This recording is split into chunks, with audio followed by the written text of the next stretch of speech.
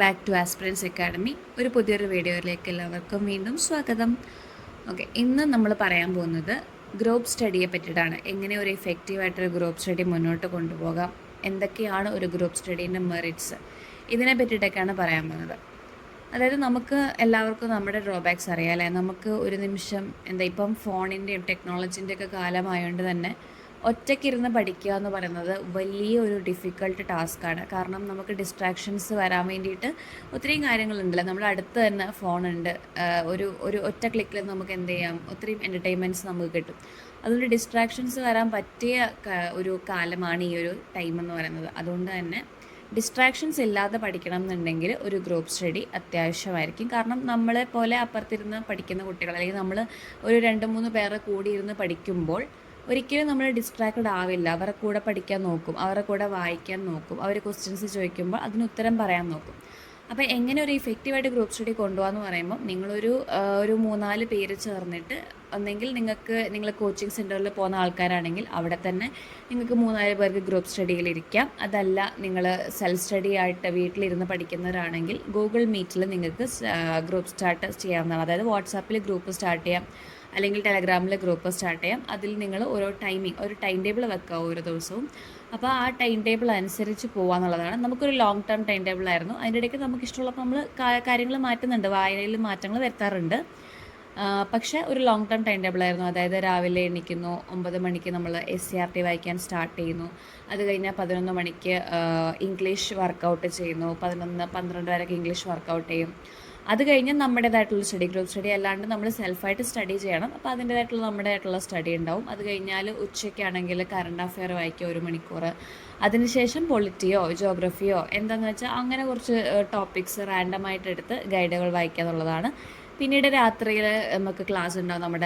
നമ്മുടെ തന്നെ ഇൻസ്റ്റിറ്റ്യൂട്ടാണ്, നമുക്ക് ക്ലാസ് ഉണ്ടാവും. അത് കഴിഞ്ഞിട്ട് ഒരു 9:30 ആകുമ്പോൾ വീണ്ടും ഇരിക്കും, മലയാളം വർക്കൗട്ട് ചെയ്യാനിരിക്കും. അതുപോലെ മാത്സും, ഈ എല്ലാ ദിവസവും മാത്സ് വർക്കൗട്ട് ചെയ്തില്ലെങ്കിലും എക്സാമിൻ്റെ അടുപ്പിച്ച് നമ്മൾ മാത്സിന് വേണ്ടിയിട്ട് ടൈം കണ്ടെത്താറുണ്ടായിരുന്നു. അപ്പോൾ ഇത് ഞാൻ ജസ്റ്റ് ഒന്ന് സമ്മപ്പ് ചെയ്ത് പറഞ്ഞു തന്നെയാണ്. ഇങ്ങനെയായിരുന്നു ഞങ്ങൾ ഒരു ഗ്രൂപ്പ് സ്റ്റഡി കൊണ്ടുപോയിക്കൊണ്ടിരുന്നത്.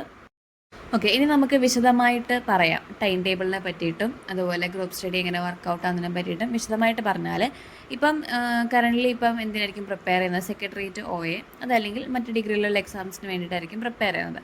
ഇതിൻ്റെ രണ്ടിനും കോമൺ ആയിട്ട് ഞാനൊരു ടൈം ടേബിൾ പറയാം. ഇപ്പോൾ ഗ്രൂപ്പ് സ്റ്റഡിയിൽ ഇരിക്കുകയാണെങ്കിൽ തന്നെ രാവിലെ നിങ്ങൾ എപ്പോഴാണ് എണീക്കുന്ന ആ ഒരു ടൈമിൽ, ഇപ്പം രാവിലെ എണീറ്റ് കഴിഞ്ഞാൽ, രാവിലെ ഫ്രീ ആയിട്ടുള്ളവരാണെങ്കിൽ, ഇപ്പം വെക്കേഷൻ ടൈം ആയതുകൊണ്ട് തന്നെ നിങ്ങൾ രാവിലെ ഇപ്പോൾ ഫ്രീ ആയിരിക്കും. രാവിലെ പിള്ളേർക്ക് സ്കൂളിലൊന്നും പോകേണ്ട, അതുകൊണ്ട് തന്നെ രാവിലെ എണീറ്റ് ഫുഡ് ഉണ്ടാക്കേണ്ട ആവശ്യം വരില്ല. അപ്പോൾ രാവിലെ എണീറ്റ് കഴിഞ്ഞാൽ കോൺസ്റ്റിറ്റ്യൂഷൻ്റെ ഭാഗം നിങ്ങൾക്ക് വായിക്കാൻ പറ്റും. അത് 2 ഡിഗ്രി ലെവലാണെങ്കിലും 10th ലെവലാണെങ്കിലും രണ്ടിനും വേണ്ട ടോപ്പിക്കാണ്, വളരെ അത്യാവശ്യമുള്ള ടോപ്പിക്കാണ്. അപ്പോൾ കോൺസ്റ്റിറ്റ്യൂഷൻ എന്ന് പറയുന്ന ടോപ്പിക്ക് 1 മണിക്കൂർ അതിനുവേണ്ടി മാറ്റിവെച്ചാൽ അത് വായിക്കാൻ പറ്റും. പിന്നീടുള്ളത് സുപ്രധാന നിയമങ്ങളാണ്. സുപ്രധാന നിയമങ്ങളും വായിച്ചു തുടങ്ങുക, കാരണം അതിനും ടൈമായി. മെയിൻസ് വരാൻ പോകുന്നു, പ്രിലിംസ് വരാൻ പോകുന്നു. അപ്പോൾ സുപ്രധാന നിയമങ്ങളും ഒരു ഭാഗത്തുനിന്ന് വായിച്ചു തുടങ്ങുന്നത് നല്ലതായിരിക്കും. അതിന് വേണ്ടിയിട്ടും രാവിലെ തന്നെ ടൈം കണ്ടെത്തുക എന്നുള്ളതാണ്. അപ്പോൾ ഇത് രണ്ടും ടൈം കണ്ടെത്തുക. ഇനിയും ടൈം ഉണ്ട് ബാക്കിയെങ്കിൽ PYQ ഡിസ്കസ് ചെയ്യുക. PYQൻ്റെ ഒക്കെ ടെക്സ്റ്റ് ബുക്കുകൾ അവൈലബിൾ ആണല്ലോ, സോഴ്സ് ഫൈൻഡർ എന്നൊക്കെ പറഞ്ഞിട്ട് ഇപ്പം കുറേ ഇറക്കുന്നുണ്ട് വിപണിയിൽ. അപ്പോൾ നിങ്ങളത് കണ്ടുപിടിച്ചിട്ട് നല്ല ടെക്സ്റ്റ് ബുക്ക് നോക്കിയിട്ട് PYQ ഡിസ്കസ് ചെയ്യുന്നത് എത്രയും നല്ല ഒരു അനുയോജ്യമായിട്ടുള്ള മാർഗ്ഗമാണ്. PYQ ക്വസ്റ്റ്യൻസ് ഉണ്ടാവും, അതിൻ്റെ റിലേറ്റഡുള്ള ഫാക്ട്സും തന്നിട്ടുണ്ടാവും. അപ്പോൾ അത് വായിക്കുക രാവിലെ. അപ്പോൾ ഈ ഒരു 3 ടോപ്പിക്ക് രാവിലെ കവർ ചെയ്യാൻ പറ്റിക്കഴിഞ്ഞാൽ തന്നെ ഒരു ദിവസം നല്ല രീതിയിൽ പോകും.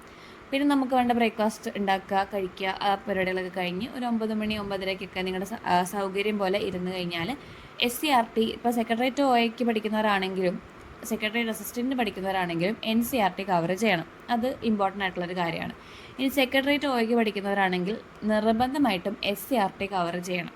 അപ്പം ഈ ഒരു 9:30 to 10:30 വരെയോ അല്ലെങ്കിൽ 10:45 വരെയോ നിങ്ങൾ SCERT NCERT, അത് നിങ്ങളുടെ എക്സാം ഓറിയൻറ്റേഷൻ പോലെ ഇരിക്കും. നിങ്ങളിപ്പോൾ ഏത് എക്സാമിനാണോ കൂടുതൽ ഇമ്പോർട്ടൻസ് കൊടുക്കുന്നത് ആ രീതിയിൽ പഠിക്കുക എന്നുള്ളതാണ്.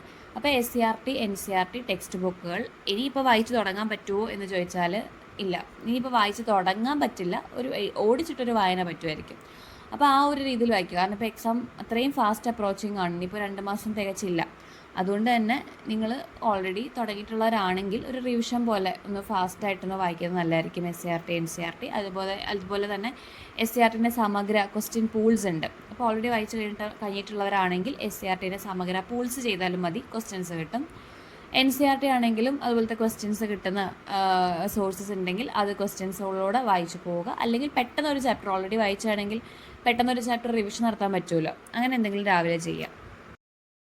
പിന്നെ ഉള്ള ടൈം എന്ന് പറയുന്നത് ഒരു 11-11:30 ഇരുന്ന് കഴിഞ്ഞാൽ ഇംഗ്ലീഷിനും മാത്സിനും മലയാളത്തിനും എന്തായാലും ടൈം കൊടുക്കണം. അപ്പോൾ ഇംഗ്ലീഷ് ഒരു മണിക്കൂർ അല്ലെങ്കിൽ ഒരു 1.5 മണിക്കൂർ ഇംഗ്ലീഷിന് വേണ്ടിയിട്ട് ചിലവഴിക്കുക. അത് കഴിഞ്ഞാൽ ഒരു ഉച്ചയൊക്കെ ആയി കാണും, ഉച്ചയൊക്കെ ആവുമായിരിക്കും. അപ്പം ഫുഡ് കഴിക്കുക. അതിനുശേഷം ഉച്ചയ്ക്ക് എക്സാം എഴുതുക കേട്ടോ. ഇപ്പോൾ എക്സാംസ് അപ്രോച്ചിങ് ആയതുകൊണ്ട് തന്നെ എക്സാമിന് വേണ്ടി ടൈം കണ്ടെത്തുക. അതായത് ഏതെങ്കിലും ഒരു PYQ അല്ലെങ്കിൽ മോഡൽ ക്വസ്റ്റ്യൻ പേപ്പേഴ്സ്, തൊഴിൽ വാർത്ത, തൊഴിൽ ഇതിലൊക്കെ ഉണ്ടാവുമല്ലോ.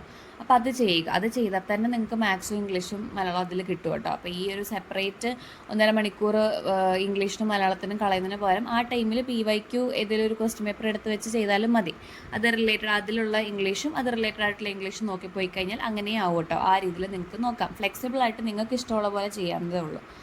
പിന്നീട് ഉച്ചയ്ക്കുള്ള ടൈം പറഞ്ഞല്ലോ, ഇങ്ങനെ എക്സാംസ് ചെയ്യുക. അത് കഴിഞ്ഞിട്ട് ഏതെങ്കിലും ടോപ്പിക്ക് നിങ്ങൾക്ക് കവർ ചെയ്യാനുണ്ടെങ്കിൽ, ഇപ്പോൾ ജോഗ്രഫിയോ പൊളിറ്റിയോ ഏതെങ്കിലും സ്പെഷ്യലായിട്ട് സിലബസിൽ പറഞ്ഞിരിക്കുന്ന ടോപ്പിക്സ് എടുക്കുക കേട്ടോ. സിലബസ് നോക്കിയിട്ട് വേണം പഠിക്കാൻ. അപ്പോൾ സിലബസിൽ പറഞ്ഞിരിക്കുന്ന റെവല്യൂഷനോ അങ്ങനെ എന്തെങ്കിലും ഒരു കാര്യം നിങ്ങൾക്ക് വിട്ടുപോയി മറന്നുപോയി എന്നുണ്ടെങ്കിൽ ആ ടോപ്പിക്സ് ഉച്ചയ്ക്ക് തന്നെ കവർ ചെയ്യാൻ ശ്രമിക്കാം. പിന്നീട് ഒരു വൈകിട്ട് 6 മണിയൊക്കെ ആകുമ്പോൾ നിങ്ങൾക്ക് ഇരിക്കാൻ പറ്റുമെങ്കിൽ ആ ഒരു ടൈമിൽ മലയാളം, മാത്സും മലയാളം ആ ഒരു ടോപ്പിക് 5 മണി തൊട്ട് 6 മണി വരെയൊക്കെ നിങ്ങൾക്ക് ഇരിക്കാമല്ലോ. 6 മണി തൊട്ട് 7 മണി വരെയൊക്കെ ഇരിക്കാം. അപ്പോൾ ആ ഒരു ടൈമിൽ നമുക്ക് മാത്സ്, മലയാളം എന്ന ടോപ്പിക്സ് കവർ ചെയ്യാം.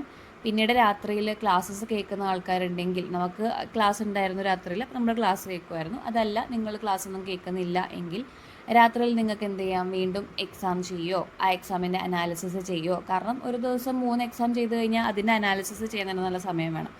അപ്പോൾ ആ ഒരു ടൈമിൽ അനാലിസിസ് ചെയ്യുമോ, എന്തെങ്കിലുമൊക്കെ ചെയ്യാം. നിങ്ങൾ ഗ്രൂപ്പായിട്ട് ഇരുന്നിട്ട് അനാലിസിസ് ചെയ്ത് കഴിഞ്ഞാൽ പെട്ടെന്ന് പോകും കേട്ടോ. ഒറ്റയ്ക്കൊരു അനാലിസിസ് ചെയ്താൽ ചിലപ്പം നമുക്ക് ഇടയ്ക്ക് ബോറടിക്കും, ഇടയ്ക്കൊന്ന് ഉറങ്ങാൻ തോന്നും, അങ്ങനെയൊക്കെ ഡിസ്ട്രാക്ഷൻസ് വരും. അപ്പോൾ ഗ്രൂപ്പായിട്ട് അനാലിസിസ് ചെയ്ത് കഴിഞ്ഞാൽ അങ്ങോട്ടും ഇങ്ങോട്ടും അറിയാവുന്ന കാര്യങ്ങളൊക്കെ അങ്ങോട്ടും ഇങ്ങോട്ടും പറഞ്ഞ് പോയി കഴിഞ്ഞാൽ അതൊരു ഇഫക്റ്റീവ് മെത്തേഡാണെന്ന് തോന്നുന്നുണ്ട്.